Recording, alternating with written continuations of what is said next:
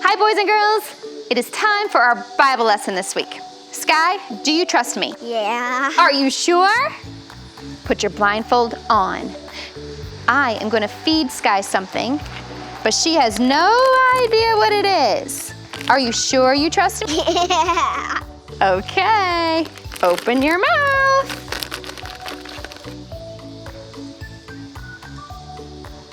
What is it? I'm a cracker? Close, yeah. Do you know what kind? No. Do you like it? An animal cookie.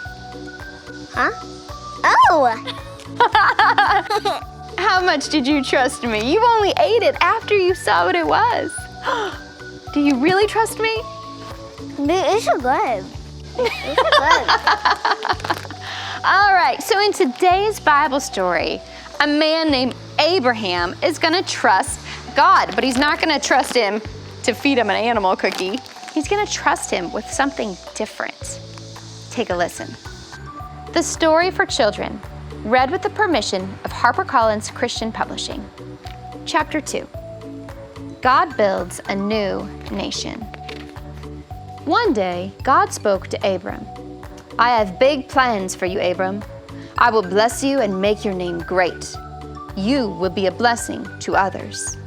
I will make you the father of a great nation. Leave your country and your people and go to a land I will show you. Pick up everything and start walking. Eventually, I will show you where to stop. Amazingly, Abram trusted God. He gathered the members of his household, packed up all of his belongings, and started walking across the desert. He had no idea where he was going. When he arrived in the land of Canaan, God said, "You can stop walking, Abram.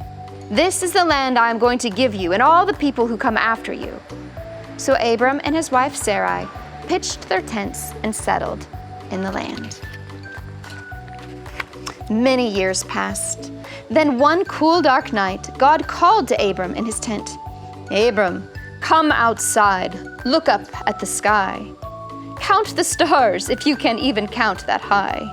I promise you will have as many children as there are stars in the heavens." Abram believed God. Even though Abram was old, and even though his wife Sarai was old and had never been pregnant, Abram still believed God would make him into a great nation. Many, many more years passed. Now Abram was 99 years old, and Sarai was 90. Once again, God spoke to Abram. "Abram, today I am making a covenant with you. You will be the father of many nations. Your name will now be Abraham. And give your wife the name Sarah, for she will be the mother of many nations. And soon she will have a son." Abraham fell on the ground laughing. He said to himself, "A great nation will come from me? But how? Sarah and I are too old to have children." But soon Abraham and Sarah learned that nothing was too hard for God. A year later, Sarah gave birth to a baby boy, and Abraham named him Isaac, which means to laugh. When Isaac grew up, he married and had 2 sons, Esau and Jacob. And Esau had 5 sons, and Jacob had 12.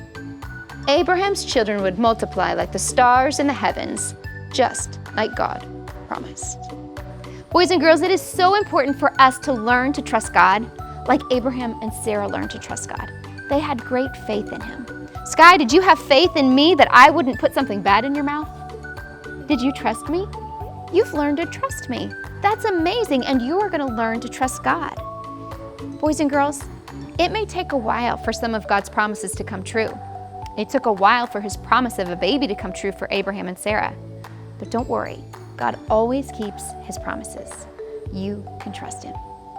Oh, I know, because here is this week's Bible challenge. We want you to investigate, to research what your name means.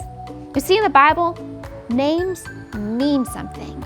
Abram meant high father, but God changed his name to Abraham, which means the father of many. Sarai's name meant princess, but God changed her name to mean the mother of many, Sarah. And then Abraham and Sarah both laughed when they found out they were to have a baby at such an old age. So they named their baby Isaac, which means to laugh. Sky, do you know what your name means? Sky. It actually does. Sky is a nature name and it means sky. Actually, they talk about a beautiful sky off of an island in Scotland, but her name means sky. I want you to find out what your name means. And I want you to look for ways that you can trust God this week. All right, well, that's all from us. Bye. Bye. Abram chose to trust. On my chair.